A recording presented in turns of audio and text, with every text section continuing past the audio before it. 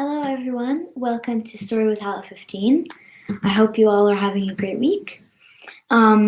This week as you all may know, today's Remembrance Day, and I wanted to read something about this subject.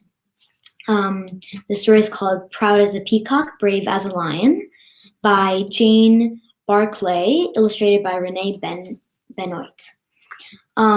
Today is a day to celebrate and to appreciate and be thankful for all those who have risked their lives in World War I and II, and to take a moment and think about all the sacrifices they've made to make peace in our countries.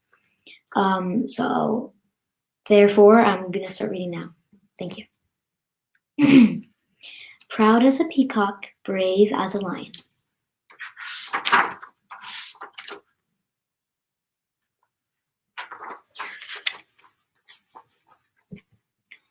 My papa was a soldier. When he was 17 years old, he lied about his age so he could join the army and fight for our country in the war. I'm on his bed studying a picture of him in his uniform.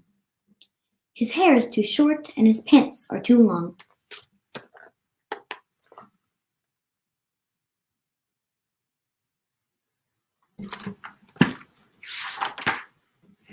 Papa, I ask him, why did you lie about your age? Well, he says, so many other boys were joining, and I didn't want to be left behind. I couldn't wait to put on that uniform. As soon as I did, I felt proud as a peacock.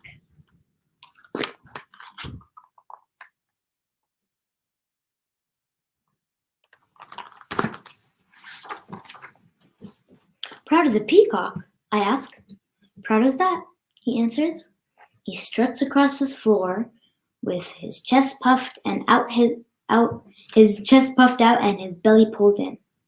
He stops in front of the mirror and combs his hair and pats some shaving lotion on his cheeks. He smiles at his reflection. But beneath my papa's smile, I see the serious young man in the photograph.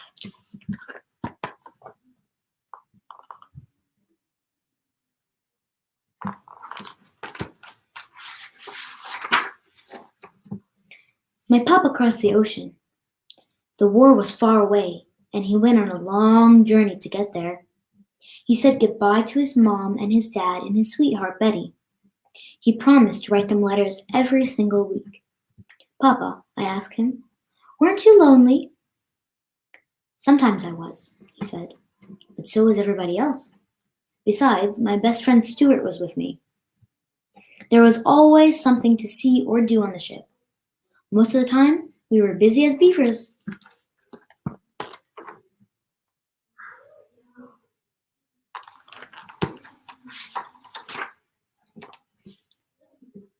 My papa was a hero. There were guns and fire and smoke. He crawled on his belly through the noise and the mud, pulled 3 men to safety. The army gave him a special medal that he keeps in a leather case. Papa, I ask him, weren't you scared? When I was a lad, he says, I thought I wasn't afraid of anything. Then, when something frightening did happen, I pretended to be as brave as a lion.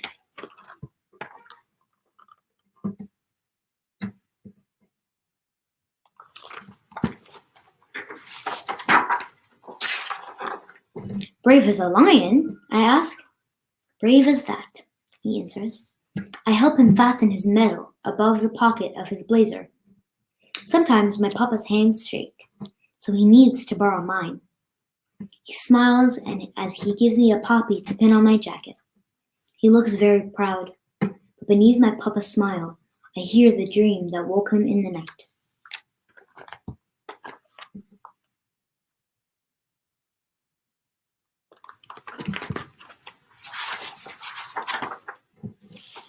My papa lays a wreath. He carefully places it at the base of the monument.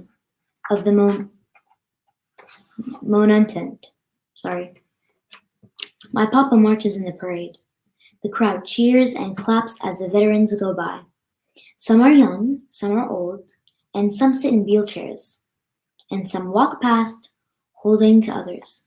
I stand at attention. The music stops, and there is a minute of silence.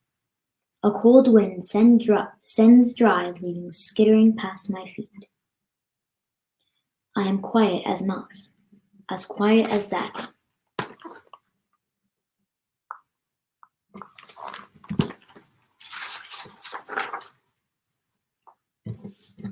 My papa lays a wreath.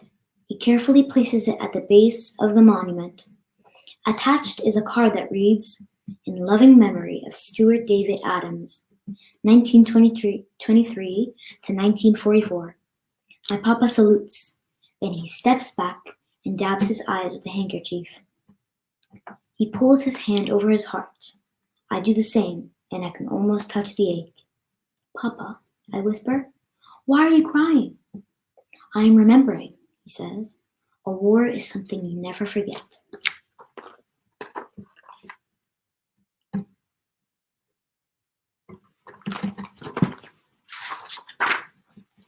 Elephants never forget, I tell him. Then let's be elephants, he said. A soft rain falls as a bulger trumpets his notes up into the cold, gray sky.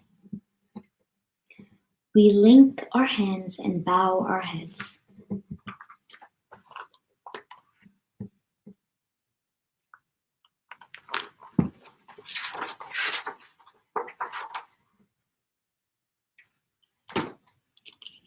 That's the end of the story. I hope you guys enjoyed this as much as I did. Like I said earlier, let's all be grateful for all of the amazing sacrifices that all the veterans did back in the wars. As